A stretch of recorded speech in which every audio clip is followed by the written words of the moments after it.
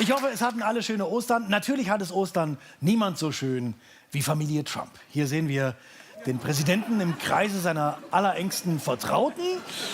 Ja, der Osterhase berät ihn jetzt auch in außenpolitischen Fragen. Und Melania versucht ja immer noch verzweifelt, Trump gutes Benehmen beizubringen. Also wie man sich zum Beispiel als Präsident verhält, wenn die Nationalhymne erklingt. Da muss sie ihn noch mal sanft erinnern.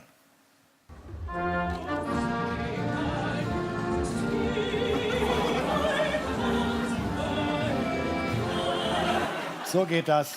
Ja, Donald. Und immer Danke sagen, wenn du beim Metzger ein Scheibchen Wurst bekommst. Ja, hörst du? So, er weiß das alles nicht. Er würde so gern präsidial rüberkommen, aber er weiß nicht, wie es geht. Er würde so gern vermitteln, ich bin eine Führungspersönlichkeit. Und wenn ich als Präsident einen Flugzeugträger nach Nordkorea schicke, dann fährt er auch nach Nordkorea. Jetzt aber wurde bekannt, der Flugzeugträger sei in eine ganz andere Richtung aufgebrochen, nach Australien nämlich. Ja. Was sagt man dazu? Ja.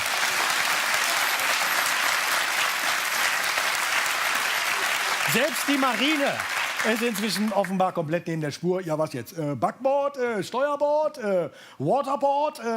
Was hat er denn gesagt? Es ist natürlich auch kompliziert. Gerade mit Nordkorea ist es verdammt kompliziert. Das hat sich ja Trump vom chinesischen Präsidenten noch mal erklären lassen. Hier, Zitat.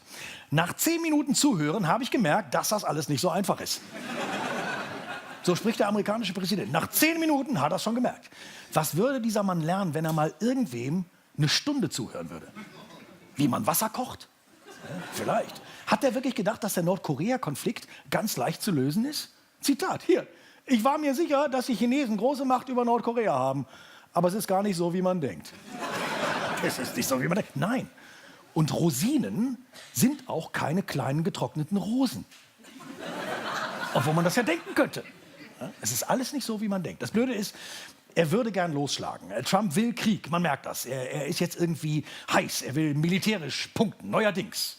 Vor ein paar Wochen hieß es noch, America first, sich mehr aufs eigene Land besinnen, nur noch Weltpolizei spielen, wenn es auch gut bezahlt wird. Was hat Trump eigentlich an seinem eigenen Wahlprogramm nicht verstanden? Frage ich mich. Auf einmal ist er Doktor sehr, sehr seltsam und hat verdammt schnell gelernt, die Bombe zu lieben. Es fing ja vor 2 Wochen an mit dem Raketenangriff auf den syrischen Flughafen. Und Trump hat ja jetzt auch noch mal erklärt, wie diese Situation war, als er da während des Besuchs des chinesischen Staatspräsidenten den Befehl dazu gegeben hat.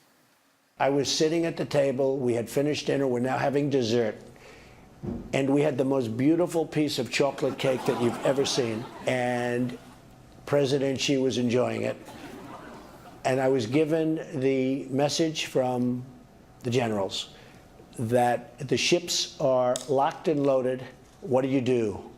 And we made a determination to do it. So the missiles were on the way. Direkt nach dem Schokokuchen. Ja, die servieren den Krieg zum Dessert. So machen das die Amerikaner. Deswegen hieß ja der Irakkrieg auch schon Desert Storm. Ja. Und jetzt 59 Raketen auf Richtung Dings. Wohin ging's nochmal? We've just launched 59 missiles heading to Iraq. Well, you headed to Syria? Yes, heading toward Syria. Ja, okay. Meine ich ja. Irak, Syrien, was jetzt? Keine Ahnung, er kann die ganzen Orte in Mexiko eh nicht auseinanderhalten. Und letzte Woche in Afghanistan hat Trump dann noch mal eben so nebenbei die größte konventionelle Bombe aller Zeiten abwerfen lassen. Die mit dem bekloppten Spitznamen. Die sogenannte Mutter aller Bomben. Die Mutter aller Bomben. Mutter aller Bomben. Mutter aller Bomben. Mutter aller Bomben. Ja, die Bombe ist eine Mutter. Klarer Fall fürs Jugendamt. 8000 Kilo Sprengstoff, 16 Millionen $. Genau die richtige Bombe für Trumps Ego.